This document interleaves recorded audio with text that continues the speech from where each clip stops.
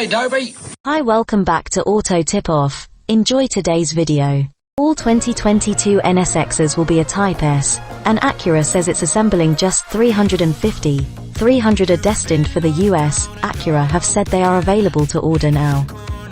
Of course, it's the end of the line for the second generation NSX, which was launched back in 2017.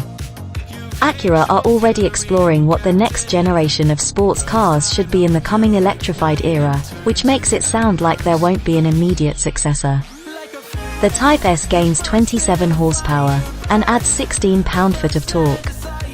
These are the collective evaluations of the twin-turbo 3.5-litre V6 plus 3 electric motors, 2 that power the front axle and a third that works in tandem with the engine.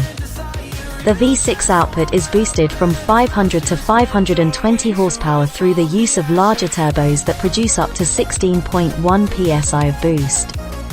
Starting at around $171,495, the Type S is $12,000 more than last year's NSX. That's a sizable increase, don't you think?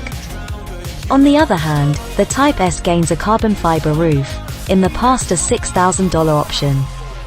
The Type SS priciest option is the $13,000 lightweight package, which sheds 58 pounds via carbon ceramic brake rotors, and carbon fiber engine cover and interior trim. That also signifies a savings of $3,700 versus the standalone option pricing for those bits. Well-defined, more angular features on the front and rear end make the Type S straight away distinguishable. Also new is an available matte grey paint. The so-called Gotham Grey is a $6,000 add-on and is limited to 70 cars. Now's the time to get one, while you still can. Acura is taking orders now. It could be a few years before we see the next NSX, and at the moment is anybody's guess.